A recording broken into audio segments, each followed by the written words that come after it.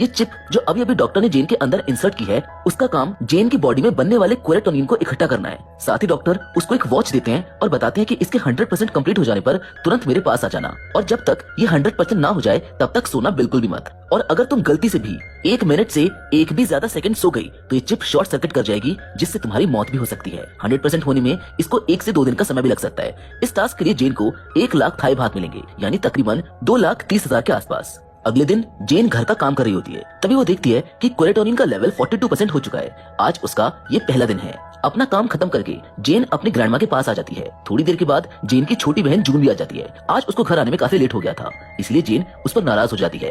अगली दोपहर लंच के समय हम विन नाम के एक बंदे को देखते हैं। विन जेन से मिलकर डीप प्रोजेक्ट के बारे में बात करने लगता है, लेकिन जेन उसको बताती है कि हमें इस बारे में बात करने से मना किया गया है, तो फिर तुम इस बारे में क्यों बात कर रहे हो। जिस पर विन उसको बताता है कि जो लोग ऑलरेडी इस प्रोजेक्ट में शामिल हैं वो लोग आपस में बात कर सकते हैं। दरअसल विन को भी प्रोफेसर निक ने ही इस कंपनी के प्रोजेक्ट के बारे में बताया था। तभी हम सिन को देखते हैं, जो इंस्टा फैशन ब्लॉगर और इंस्टा पर काफी फेमस है, यानी उसके कई सारे फॉलोअर्स हैं। उसको शुरुआत से ही मेडिकल लाइन में नहीं आना था, लेकिन सिन के घर के सभी लोग इसी फील्ड से हैं, इसीलिए उसको मजबूरी में ये मेडिकल कोर्स करना पड़ रहा है। जिसके बाद हम देखते हैं कि पीच जो एक गेमर है, उसकी लाइफ का सिर्फ एक ही पर्पस है, गेम खेलना। बहुत ज्यादा गेम्स खेलने की वजह से और हमेशा सबसे अलग रहने से उसकी सोशल कम्युनिकेशन स्किल, यानी लोगों से बातचीत करने का तरीका काफी खराब हो चुका है। उसको लोगों से ठीक से बात करना तक नहीं आता। सभी लोग आपस में मिलकर डिस्कस करते हैं कि वो गलती से भी सो नहीं सकते, अगर सो गए तो मारे जाएंगे। देखते ही देखते कुछ ही समय में सभी लोगों का क्वेरेटोनिन लेवल 100% हो जाता है। सभी लोग डॉक्टर के पास जाकर अपना चिप निकलवा लेते हैं। इसके लिए उन्हें पैसे भी मिल जाते हैं। जल्द ही पैसे लेकर सभी लोग अपने अपने प्रॉब्लम्स को दूर कर लेते हैं। जेन अपने घर का लोन भर देती है।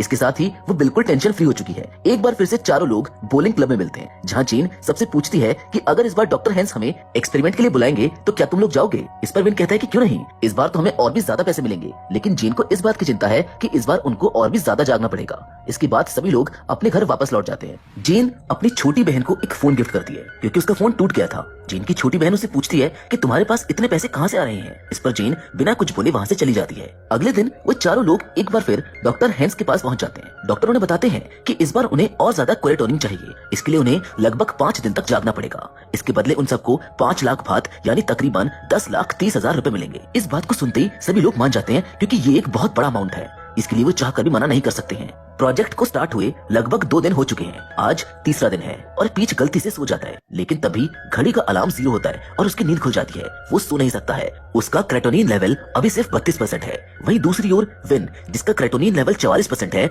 उसको नींद की वजह से चक्कर आ रहे होते हैं। विन स्कूल में बास्केटबॉल खेलते हुए बीच ग्राउंड में गिर जाता है। उधर घर पर जेन भी काफी परेशान हो रही होती है, क्योंकि 3 दिन पूरे होने वाले हैं और उसका क्रेटोनिन लेवल सिर्फ 34% पर है। घर पर जेन की छोटी बहन गिटार बजा रही होती है, तभी जेन को उस पर गुस्सा आ जाता है। ये देख उसकी छोटी बहन उससे पूछ लेती है कि आखिर ये सब क्या चल रहा है और तुम्हारे पास इतने पैसे कहाँ से आ रहे हैं। जेन इसका कोई जवाब नहीं देती और वहाँ से चली जाती है। लेकिन जेन के जाने के बाद उसकी बहन के हाथ में डॉक्टर हैंक का कार्ड लग जाता है। अगली सुबह अपने कॉलेज में एक बॉडी पर काम करते हुए जेन को अपनी ग्रैंडमा दिखाई देने लगती है। दरअसल ये सब जागने की वजह से हो रहा है। ज्यादा जागने की वजह से हमारा दिमाग हेलुसिनेट करने लगता है। ये देख जेन काफी घबरा गई थी। लंच ब्रेक में सभी दोस्त मिलकर आपस में बात कर रहे होते हैं कि 4 दिन गुजर गए हैं, लेकिन ये क्रेटोनिन लेवल 100% तो छोड़ो, अभी तक 50% भी नहीं हुआ है। तभी जेन की नजर विन की वॉच पर पड़ जाती है और वो नोटिस करती है कि उसका क्रेटोनिन लेवल 52% हो चुका था, जो कि उन समय सबसे ज्यादा है। फिर जेन उससे पूछती है कि क्या तुम वर्कआउट करते हो, जिस पर विन हाँ कहता है। इससे जेन समझ जाती है कि हो ना हो क्रेटोनिन के लेवल को बढ़ाने के लिए उन्हें अपनी बॉडी मूवमेंट्स को बढ़ाना होगा। जेन की बातें सुन विन सबको पूल पार्टी का आइडिया देता है और इसके कुछ समय बाद सब लोग मिलकर पीच के घर पर पार्टी करते हैं। पीच का घर काफी अच्छा होता है, जहाँ पर वो लोग काफी ऊंचाई से कूद रहे होते हैं ताकि उनका क्रेटोनिन लेवल बढ़ सके। दूसरी ओर नींद ना आने के लिए विन सबके लिए एक मॉकटेल बनाता है। साथ ही उसने मॉकटेल में कुछ मिला भी दिया था ताकि सभी की नींद उड़ जाए। ड्रिंक को पीते ही जेन पागलों की तरह बिहेव करने लगती है और सबके सामने अजीब तरह से डांस करना शुरू कर देती है। उसको देख वहाँ मौजूद सभी लोग उस पर हंसने लगते हैं। तभी सिन को कुछ आवाज सुनाई देती है, मानो वो आवाजें उसे ही बुला रही हो। वो जाकर देखती है तो कंप्यूटर स्क्रीन पर उसकी वीडियो चल रही होती है। इसको देखकर वो शॉक रह जाती है। जब वो पीछे मुड़कर देखती है तो उसके होश ही उड़ जाते हैं, क्योंकि दीवार के चारों तरफ सिर्फ उसके फोटोज लगे हुए थे, वो भी बहुत सारे। उन फोटोज में लगभग उसकी लाइफ का हर एक मोमेंट मौजूद होता है। सिन को लगता है कि कोई तो है जो उसका पीछा कर रहा है। ये इंसान पीछ होता है। ऐसा इसलिए क्योंकि पीच उसको शुरुआत से पसंद करता है। ये सब देख सिन वहीं पर बेहोश हो जाती है। पीच उसको होश में लाने की बहुत कोशिश करता है। तभी विन वहाँ पर आता है और पीच को डांटते हुए कहता है कि ये तुमने क्या कर दिया। और तभी एकदम से लास्ट सेकंड में सिन को फाइनली होश आ जाता है। ये देख वो सभी लोग काफी डर जाते हैं क्योंकि अगर वो एक सेकंड और लेट हो जाती तो शायद वो मारी जाती। सिन के होश में आने के बाद वो सब लोग नोटिस करते हैं कि उनका क्रेटोनिन लेवल 100% हो चुका है। अगले दिन सभी लोग डॉक्टर हैंक के यहाँ जाकर उनको मना कर देते हैं कि वो लोग अब ये सब और नहीं कर सकते।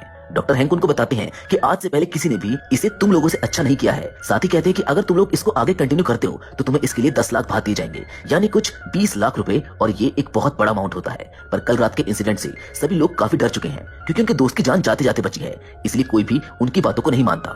घर आकर सभी लोग सबसे पहले आराम से सोकर अपनी नींद को पूरा करते हैं। अगले दिन पीच सिन से माफी मांगने की कोशिश करता है। इंट्रोवर्ट होने की वजह से वो काफी डरा और सहमा हुआ होता है। पीच सिन से रिक्वेस्ट करता है कि वो उसको माफ कर दे। उसका ऐसा कोई भी इंटेंशन नहीं था, लेकिन सिन भी काफी ज्यादा डरी हुई होती है। मन ही मन में वो सोचती है कि ये कैसा साइको इंसान है जो इतने दिनों से मुझको डरा रहा है और कहने पर भी नहीं जा रहा। वहीं दूसरी ओर प्रोफेसर निक जेन को बताती है कि इस बार उसके ग्रेड काफी कम आए हैं और अगर ये एक्सपेरिमेंट की वजह से है तो तुम उसको छोड़ दो क्योंकि तुम पैसा तो बाद में भी कमा सकती हो। यहाँ जेन उनको बताती है कि उसने ये काम छोड़ दिया है। बाहर आते ही विन जेन से मूवी देखने के लिए साथ चलने को कहता है, जिस पर जेन उससे पूछती है कि तुमने बाकियों से क्यों नहीं पूछा। धीरे धीरे जेन उसकी बातों से समझ जाती है कि विन उसको डेट पर साथ चलने को कह रहा है, लेकिन जेन इस बात से नाराज हो जाती है और उसको मूवी के लिए मना कर देती है क्योंकि उसके पास इन सब चीजों के लिए बिल्कुल भी टाइम नहीं है। दरअसल जेन के ऊपर अपनी छोटी बहन और अपनी ग्रैंड माँ की जिम्मेदारी है, इसलिए वो इन सब में बिल्कुल भी टाइम वेस्ट नहीं कर सकती है। तभी वो लोग एक एम्बुलेंस को आते हुए देखते हैं। जेन नोटिस करती है कि एम्बुलेंस से आए बच्चे के हाथ में वही डीप एक्सपेरिमेंट वाली घड़ी है। घड़ी में बच्चे की हार्ट रेट 0 हो चुकी थी, यानी कि वो मर चुका है। जेन तुरंत समझ जाती है कि हो न हो ये बच्चा 1 मिनट से ज्यादा सोने की वजह से मारा गया होगा। शाम को घर पर जेन की ग्रैंड माँ अचानक बेहोश हो जाती है। जेन जल्दी से उनको अस्पताल लेकर जाती है, लेकिन उसके पास इतने पैसे नहीं है कि वो इस हॉस्पिटल की फीस भर पाए, इसीलिए वो अपनी ग्रैंडमा को शिफ्ट करने के लिए बोल देती है। लेकिन तभी वहाँ पर उसकी छोटी बहन बहुत सारे पैसे लेकर आ जाती है क्योंकि उसने भी डीप प्रोग्राम ज्वाइन कर लिया है। ये जानकर जेन उस पर काफी नाराज होती है और उसको डांट लगाते हुए बताती है कि एक इंसान की जान चली गई इस एक्सपेरिमेंट के चलते, इसीलिए तुम इसको छोड़ दो। लेकिन उसकी छोटी बहन नहीं मानती, वो भी अपनी फैमिली की फाइनेंशियली हेल्प करना चाहती है और नाराज होकर वहाँ से चली जाती है। दूसरी ओर हम विन को देखते हैं जो अपने घर में अपनी मॉम का रूम चेक करता है। वो नोटिस करता है कि उसके फादर ने उसकी मॉम की सभी चीजें रूम से हटा दी है। विन अपने फादर पर बहुत नाराज होता है और उनको बहुत भला बुरा कहने लगता है। दूसरी ओर जेन जब घर वापस आती है तो उसको अपनी बहन बहुत ढूंढने पर भी नहीं मिलती। जेन गुस्सा होकर डॉक्टर हैंक की लैब में पहुंच जाती है। वहां पर उसकी बहन भी होती है। जेन डॉक्टर हैंक से कहती है कि अगर उन्होंने उसकी बहन के अंदर से वो चिप नहीं निकाली तो वो जाकर पुलिस को सब कुछ बता देगी। डॉक्टर हैंक उसको याद दिलाते हैं कि तुमने पेपर्स पर साइन किए हैं कि तुम इसके बारे में किसी को नहीं बताओगी, वरना तुम्हें मुश्किल झेलनी पड़ सकती है। इसके साथ डॉक्टर हैंक उससे कहते हैं कि अगर तुम और तुम्हारे दोस्त लेवल 3 के लिए मान जाते हो तो मैं तुम्हारी बहन के अंदर से चिप निकाल दूंगा। जेन जल्द ही सबसे मिलकर उन्हें सारी सिचुएशन समझाते हुए डीप लेवल 3 के लिए चलने को कहती है। साथ ही में वो बताती है कि उसकी छोटी बहन का डीप लेवल 2 स्टार्ट हो चुका है और ये कितना डिफिकल्ट है ये सब बहुत अच्छे से जानते हैं। जेन की बात सुनकर विन तो तुरंत मान जाता है, लेकिन सिन और पीच इसके लिए साफ इनकार कर देते हैं क्योंकि अभी जो हाल फिलहाल में उनके साथ हुआ था उससे वो काफी डर चुके हैं। जेन उनको समझाती है कि मुझको पता है कि नेक्स्ट लेवल और भी ज्यादा डिफिकल्ट होगा, लेकिन मेरी बहन अभी बस एक छोटी बच्ची है और हम तो बड़े हैं, कैसे भी करके कोई रास्ता निकाल ही लेंगे इसको कंप्लीट करने का। लेकिन सिन और पीच फिर भी नहीं मानते, जो कहीं ना कहीं सही भी है। जिस खौफनाक मंजर से होकर वो लोग गुजरते हैं वो सच में दर्द देने वाला था। विन सिन को बताता है कि अगर उस दिन जेन नहीं होती तो शायद तुम आज यहाँ पर नहीं बैठी होती। उस दिन तुम्हारी जान जेन नहीं बचाई थी। मगर ये सुनकर सिन वहाँ से उठकर चली जाती है। अगले दिन जेन, उसकी छोटी बहन और विन डॉक्टर हैंक की लैब में जा पहुंचते हैं। वो देखते हैं कि पीच पहले से वहाँ पर मौजूद है। दरअसल जेन को ऐसे बीच में छोड़कर जाने की वजह से वो अपने अंदर गिल्ट फील कर रहा था। देखते ही देखते सिन भी पीछे से आ जाती है। चारों दोस्त लेवल 3 में एनरोल करके प्रोफेसर निक के पास पहुंचते हैं मदद के लिए। प्रोफेसर निक उनको एक इंजेक्शन देती है जिससे वो सभी लोग अलर्ट रहेंगे। हालांकि प्रोफेसर निक को इसके लिए काफी बुरा लग रहा होता है क्योंकि उनके बताने के कारण ही वो लोग इस मुसीबत में पड़ गए हैं। इसलिए प्रोफेसर निक रहने के लिए उन्हें अपने फादर का घर दे देती है ताकि चारों लोग मिलकर एक दूसरे का ध्यान रख सके।